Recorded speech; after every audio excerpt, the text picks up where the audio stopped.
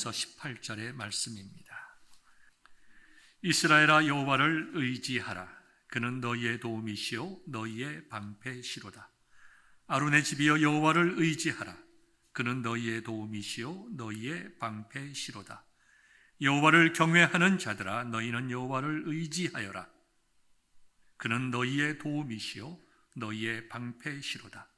여호와께서 우리를 생각하사 복을 주시되 이스라엘 집에도 복을 주시고 아론의 집에도 복을 주시며 높은 사람이나 낮은 사람을 막론하고 여호와를 경외하는 자들에게 복을 주시리로다.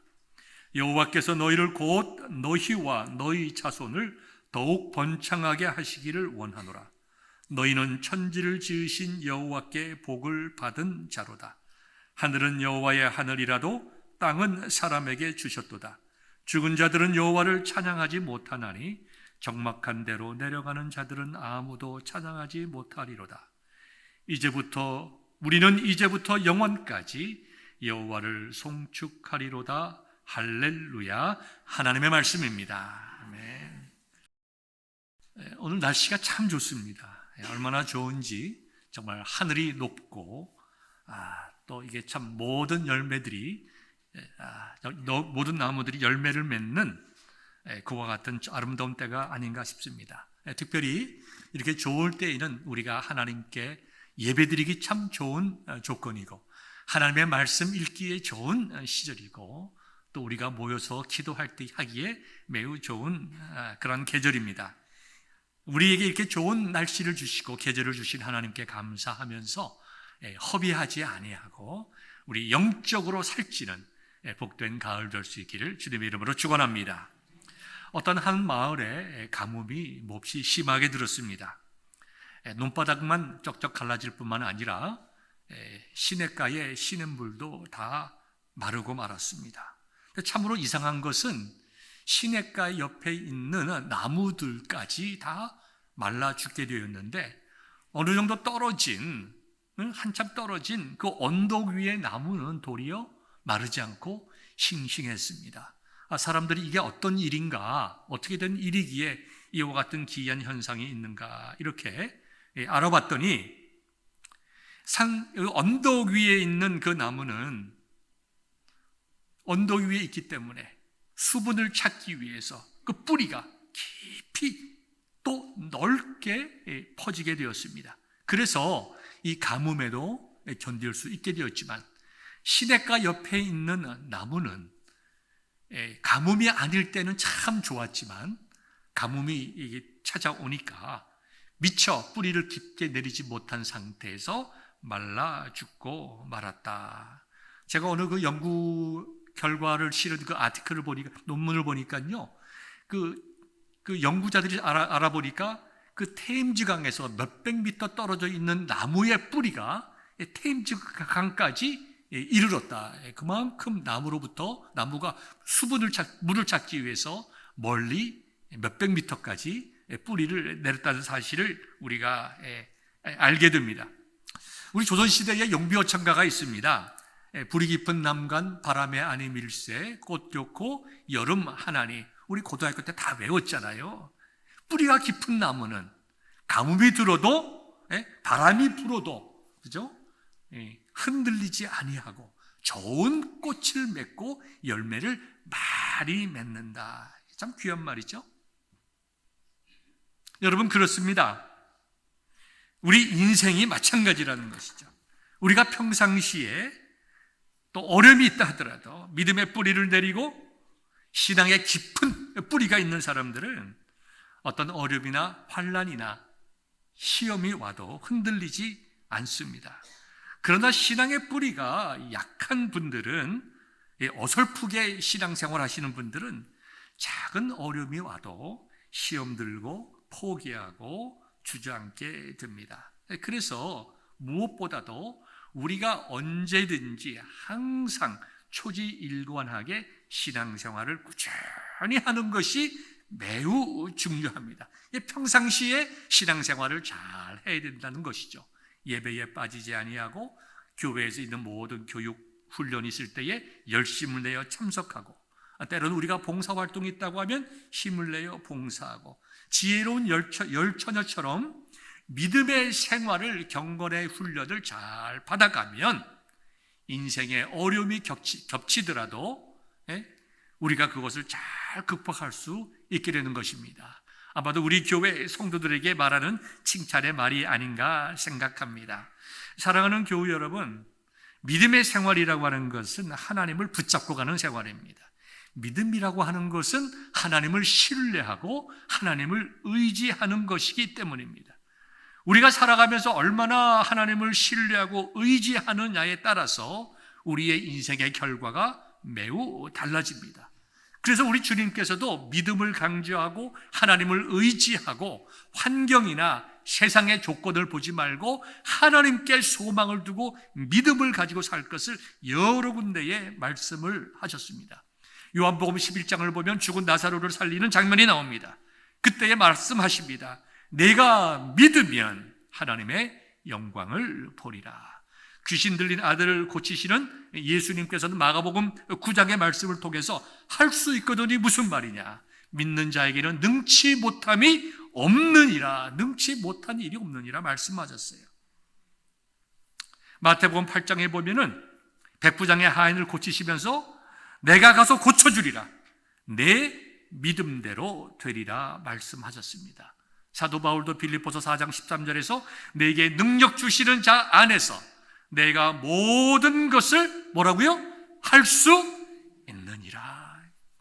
하나님을 믿는 믿음, 하나님을 의지하는 마음은 우리가 어렵고 좋을 때만 아니라, 힘들고 나쁠 때만 아니라 항상 초지일관 우리의 삶을 통하여 훈련되어야 하는 것을 우리에게 말씀해 주는 것입니다. 오늘 우리의 본문이던 시편 115편은 참으로 아름다운 찬송과 간증의 시가 기록되어 있습니다. 이 시편 115편은 학자들에 따르면 이스라엘 백성들이 두 번째 성전을 짓고 헌당할 때 드려진 헌시라고 이야기를 하고 있습니다. 여러분 잘 알다시피 바벨론 왕국에 의하여 유다 왕국이 멸망을 받습니다. 예루살렘 성전이 파괴되죠. 그리고 세 차례에 걸쳐서 바벨론의 포로로 잡혀갑니다. 하나님께서 선지자들을 통하여 말씀하신 대로 70년이 되자 하나님께서 동일하게 3번 반복해서 이스라엘 백성들을 예루살렘 유다 땅으로 인도하여 내십니다. 오늘 배경은 1차 포로 귀환 때 스룹바벨이 이스라엘 유다 백성들을 이끌고 이제 예루살렘으로 들어와서 성전을 건축하게 됩니다. 그때가 BC 536년입니다.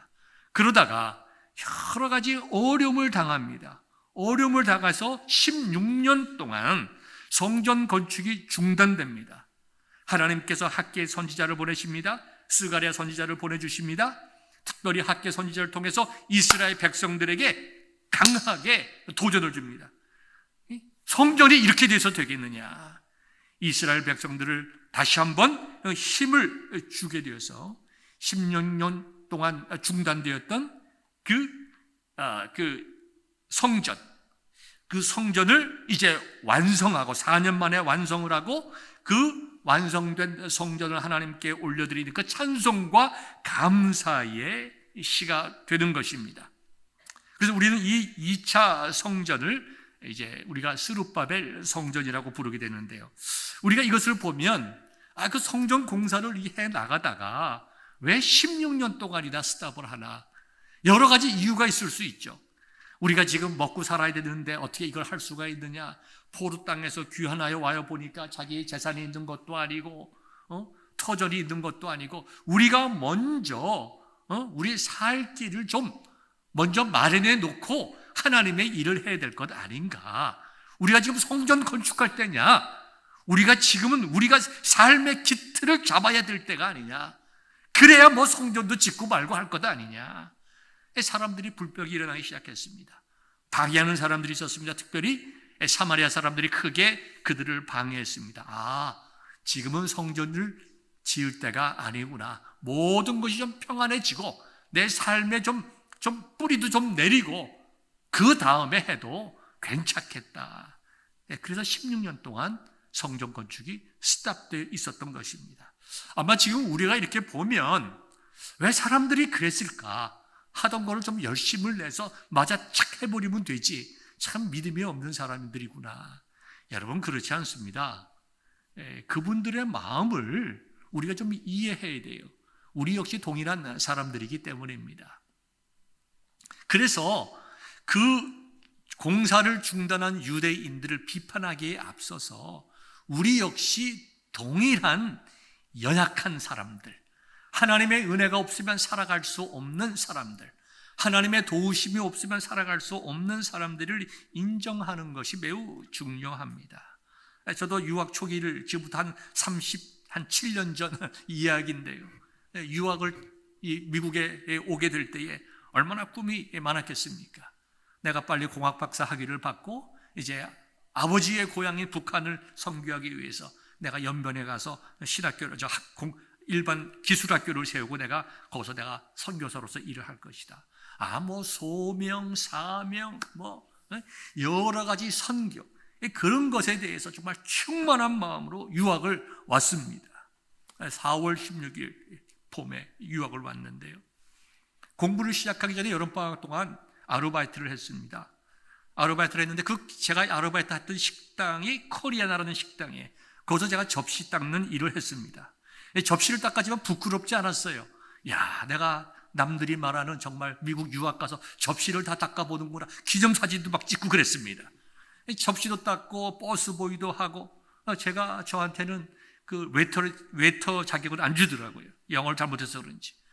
제 마음속에는요, 김포공항에서 비행기 타기 전에는 소명, 사명, 열정, 선교 이런 것이 가득 차 있었지만 미국 땅에 딱 떨어지고 현실 앞에 부딪혀 보니까 그런 생각은 다 사라져 버렸어. 내가 어떻게 서바이브 할 것인가. 한 학기 딱 학비 받고 생활비밖에 없는데 이거 끝나고 장학금을 받지 않으면 내가 살아갈 길이 없는데 내가 어떻게 서바이브 할 것인가, 어떻게 살 것인가. 그것이 제 마음속에 가득 차니까 소명이고 사명이고 기억도 안 나는 거예요. 제가 이제 식당에 가기 위해서는 말이죠, 그 교포 대학 여자아이가 있었는데 교포 나이가 어리죠. 교포 그 학생이 저를 태워줘야 돼요. 근데 여러분 나이 드신 분들은 다 알겠지만 옛날에 그랜드 M 그 트랜스 M 그랜드 M 차가 있었죠. 그랜드 M 별로 좋은 차도 아닙니다. 보통 차예요. 그 차를 그 학생이 샀어요. 사가지고 이제 저를 태워주고 갔는데 같은 자기 그 여자아이는 외출했어요. 비가 오면요 저보고 그래요. 미스터 박 신발 털고 타라는 거예요. 야, 지금 생각하자 끔찍하죠. 그럼 어떡합니까? 엉덩이부터 집어넣고 두 발을 탁탁 털어가지고 물기를 내려놓고 신발을 차를 탔어요. 그래서 공부를 시작하기 전에 일부터 했습니다. 그 상황 속에서 정말 소명, 사명 기억나질 않아요. 영어를 배워야 할 터인데 배울 때가 있어야죠. 한국에서 토플 공부하고 GRE 공부하고 어드밴스드까지 다 시험을 봤지만 미국 오니까 영어가 안 되잖아요. 그래서 같은 대학원 기숙사에 있는 저와 대각선쯤 방에 있는 미국 여학생이 있었는데 늘 상냥하고 날 보면 이게 웃고 지나갔어요. 한 번은 용기를 내가지고 문을 낙했습니다.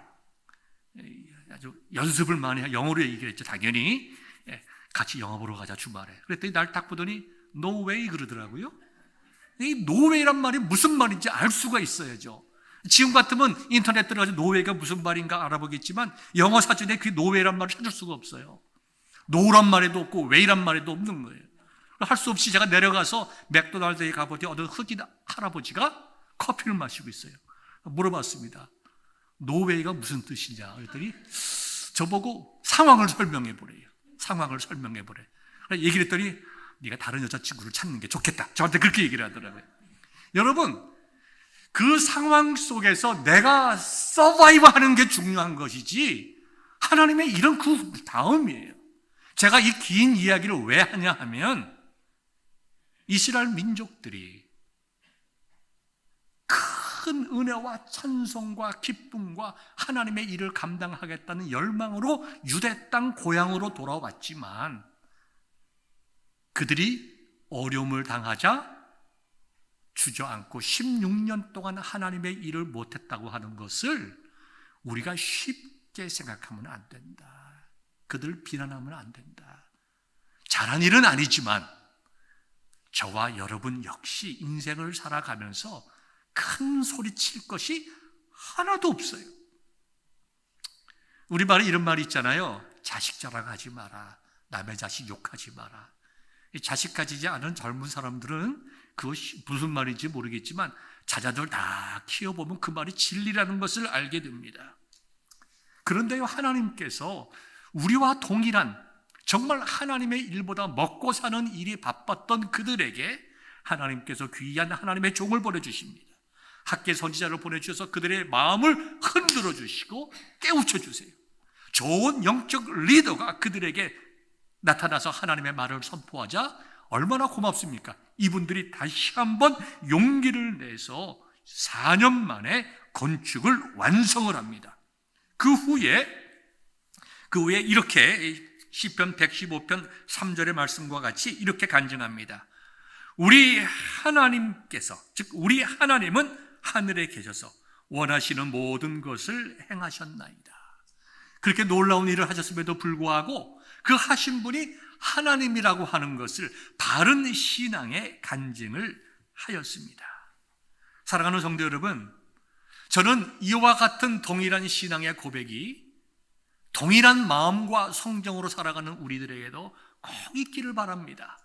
그 시대의 유대 민족이나 오늘을 살아가는 우리나 다 먹고 살아가는 일이 힘들고 정말 생활의 안정을 위해서 자식들을 공부시키면서 정신없이 살아가지만 성령님께서 우리들을 흔드시고 여러 가지 삶의 과정 속에서 우리에게 깨달음을 주실 때 그것을 귀하게 생각하고 우리가 하나님의 말씀을 읽을 때에 성령께서 말씀을 통하여 우리의 마음을 치실 때에 그것을 가볍게 생각하지 말고 다시 한번 용기를 내서 하나님께서 우리에게 맡겨주신 그 모든 일들을 완성해 나가는 복된 성도들 되시기를 주님의 이름으로 축원합니다.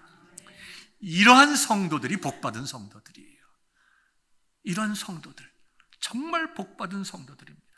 하나님의 일이 얼마나 중요한지를 알아 하나님의 일을 나의 일보다 귀하게 여기는 자들, 그런 분들이 귀한 분들이고 그런 분들이 정말 복받는 자들이다.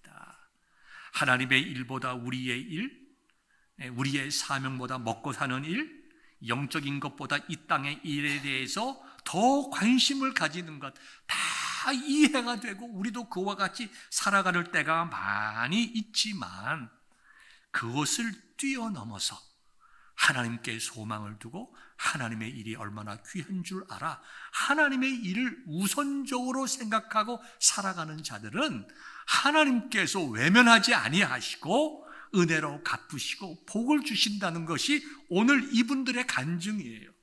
16년 동안 멈췄던 일을 다시 한다고 하는 것이 얼마나 어려웠겠어요? 얼마나 큰 모험이었겠습니까?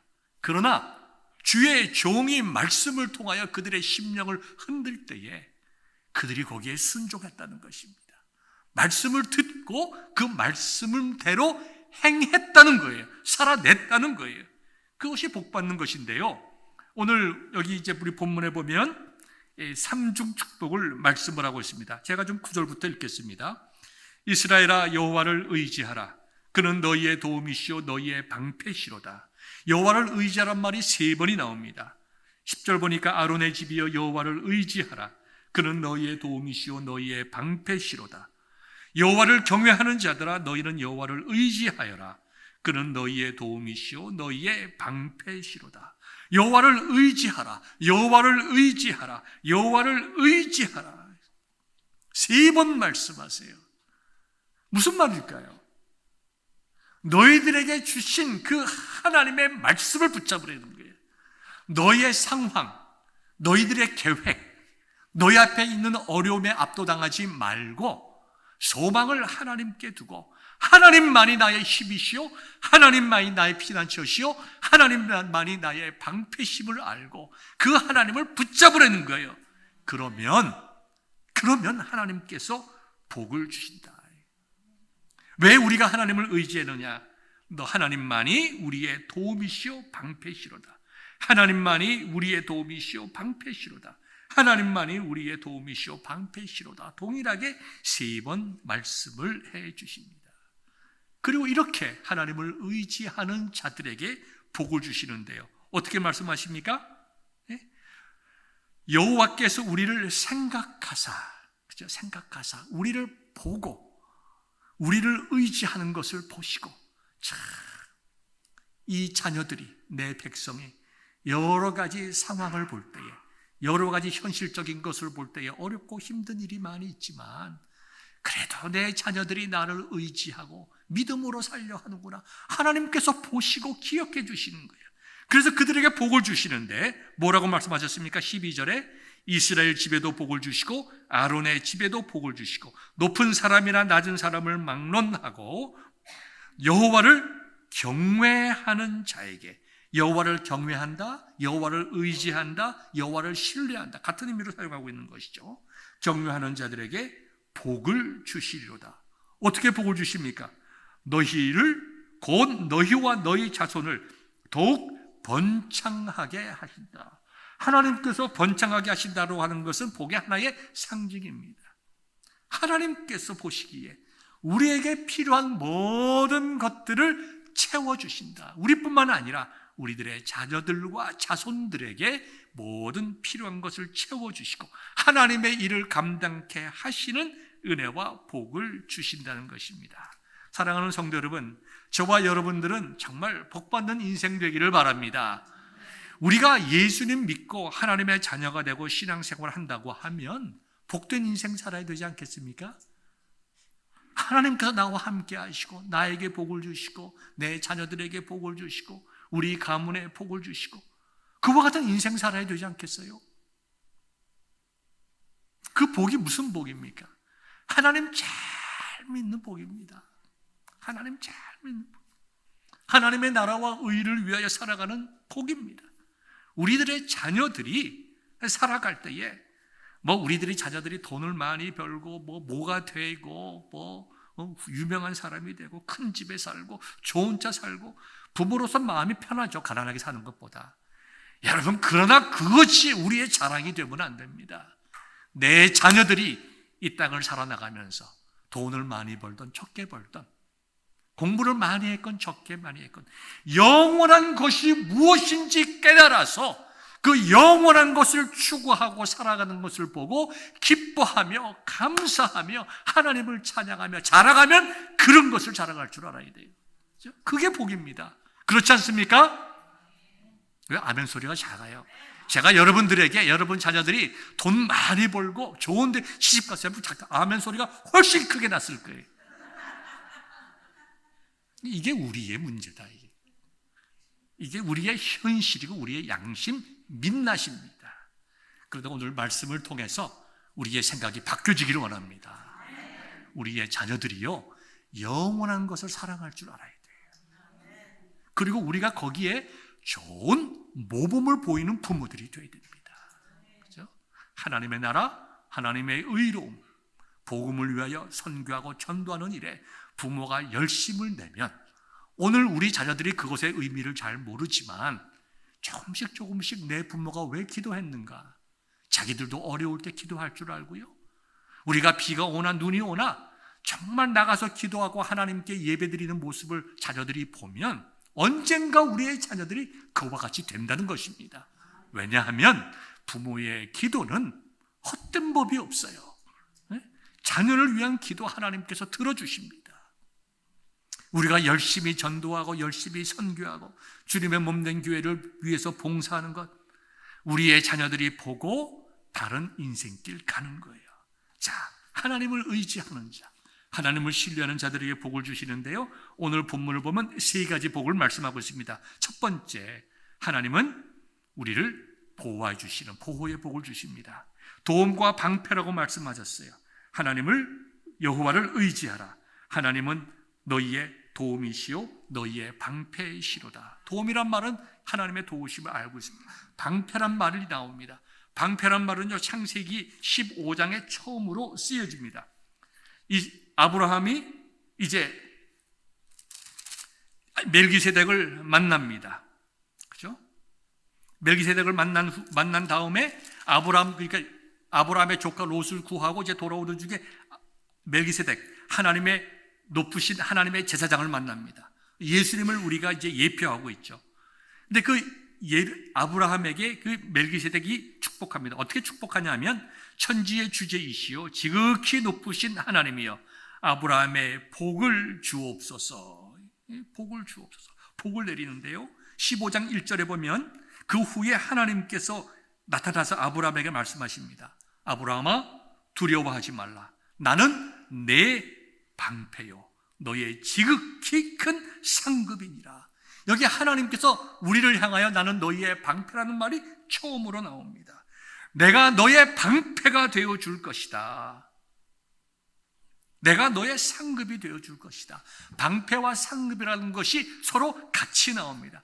하나님께서 우리를 지켜 보호하여 주시고 우리에게 큰 은혜와 복을 주시겠다는 말씀이에요. 아브라함이 그때 아들이 없었습니다. 여호와여, 내게 무엇을 주시렵니까? 나는 자식이 없습니다. 그랬더니 하나님께서 내가 너희에게 아들을 줄 것을 말씀하십니다. 내 종 엘리에셀의, 다베섹 사람 엘리에셀이 상속자가 되는 것이 아니라 내 몸에서 나온 자가 내 상속자가 되리라 라고 말씀하시면서 이 아브라함을 밖으로 끌고 나갑니다. 그 다음에 하늘을 가리킵니다. 하늘을 우러러 무뼈를 셀 수 있나 보라. 또 그에게 이르시되 내 자손이 이와 같으리라. 그랬어요. 아브라함이 여호와를 믿으니 여호와께서 이를 그의 의로 여기셨다고 하였습니다. 하나님께서 방패가 되어 보호하여 주신다고 하는 것은 우리의 삶의 구비구비마다 우리를 인도하여 주시고 우리를 지켜 보호하여 주시고 우리로 하여금 하나님께서 예비하신 복된 삶으로 인도하여 주신다는 거예요. 누구에게? 하나님을 진정으로 의지하는 자에게. 이거 얼마나 놀라운 은혜입니까? 우리가 하나님을 경외하고 하나님을 의지하고 하나님께 소망을 두고 살아나가면 하나님께서 우리의 믿음과 우리의 소망을 이 땅에서 이루어 주실 뿐만 아니라 우리의 자손들을 통하여 그 놀라운 복을 이루어 나가신다는 것입니다. 두 번째를 보면 우리에게 복을 주시는데요, 하나님께서 우리를 기억해 주신다. 하나님께서 우리를 생각해 주신다고 하였습니다. 사랑하는 성도 여러분, 하나님께서 우리를 생각하여 주신다고 하는 것은 나의 처지를 기억해 주신다는 거예요.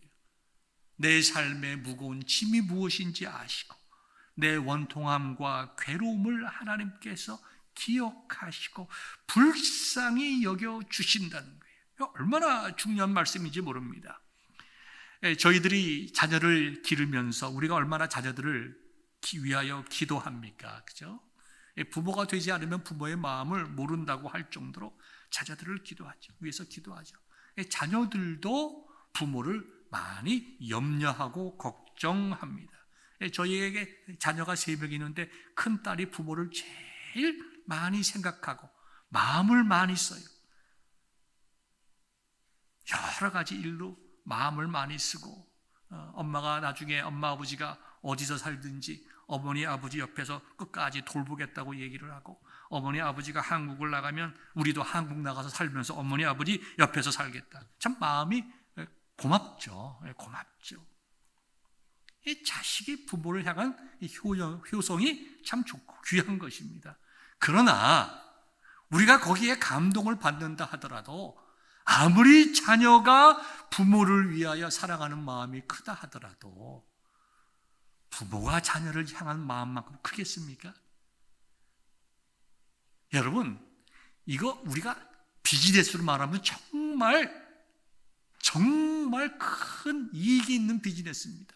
우리가 하나님을 의지하고 살아나가면, 우리가 하나님을 믿고 살아나가면, 우리가 하나님께 소망을 두고 살아나가면, 우리가 하나님을 믿고 의지하고 사랑하고 헌신하는 것보다 수천 배, 수만 배 하나님께서 우리를 생각하여 주신다는 거예요.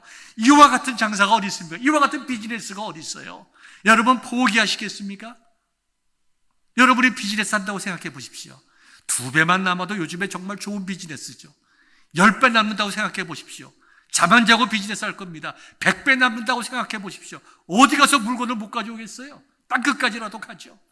여러분, 이것은 영적으로 생각해 보면 정말 수만 배보다도 더 큰 은혜를 받는 것입니다. 하나님께서 나를 기억하여 주시고 내 눈물을 아시고 내 아픔을 기억하여 주신다. 한나가 하나님 전에 나가서 아들이 없음을 인하여 애통하며 기도합니다. 영적인 분별력이 떨어진 엘리 대제사장이 너 왜 그 술 먹고 교회 와서 정말 중얼중얼 거리고 있냐? 아닙니다. 난 그것이 아닙니다. 너무너무 마음이 아픕니다. 하나님께서 그 한나를 기억해 주셨어요. 그리고 한나에게 누굴 줍니까? 아름다운 아들 사무엘을 주시고, 사무엘을 포함하여 5명의 아들을 주시잖아요. 하나님께서 내 사정을 아시고 내 아픔을 기억하신다고 하는 것은 놀라운 은혜요 축복입니다. 하나님께서 내 사정을 아시고 기억하시고 넘어가시는 것이 아니라 내 약점까지도 아시고 고치시고 내 사정을 아시고 해결해 주시고 내 눈물을 아시고 닦아주시는 분이 하나님이십니다. 인생의 굽이굽이 길을 가면서 하나님이 나와 함께 계심을 경험케 하시는 복을 주신다. 누구에게?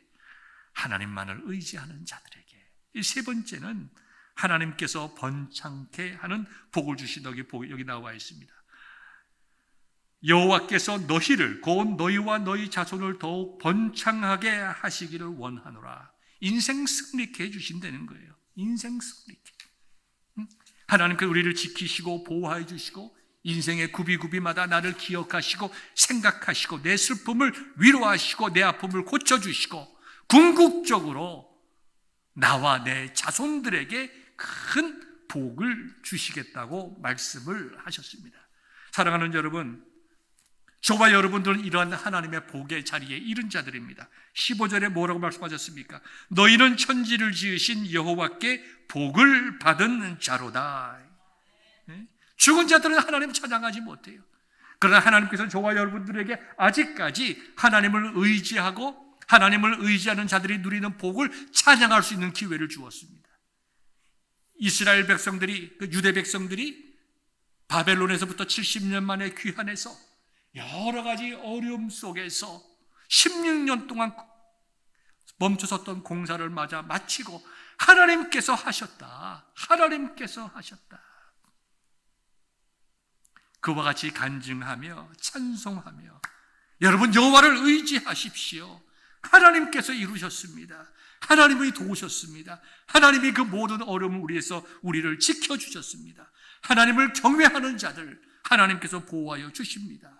하나님께서 우리로 하여금 찬양케 하셨습니다. 영원토록 우리는 하나님을 찬송하는 자들이 되겠습니다. 이와 같은 유대 백성들의 그 아름다운 신앙의 간증이 여러분의 신앙 간증 되기를 원치 않으십니까?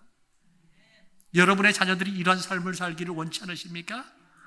원하시고 아멘 하시면 하나님을 온전하게 신실하게 믿고 의지하는 삶을 살아갈 수 있기를 바랍니다. 마태복음 7장 12절의 말씀을 간단히 전한 다음에 오늘 말씀을 마치겠습니다. 마태복음 17장 17절의 말씀을 보면 무엇이든지 남에게 대접받고자 하는 대로 너희도 남을 대접하라. 이것이 율법이요 선지자니라. 나와 너 사이에, 사람과 사람 사이에 먼저 대접하는 것처럼 생각하기 쉬운데 아닙니다. 이것은 하나님과 우리와의 관계예요. 너희들이 하나님으로부터 복받기를 원하느냐? 너희들의 아픔을, 너희들의 생각을 하나님께서 좀 들어주시고 치료해 주시고 우리에게 기쁨을 주시고 우리에게 만족 주시기를 원하느냐? 너희가 먼저 하나님의 기쁨이 되어라.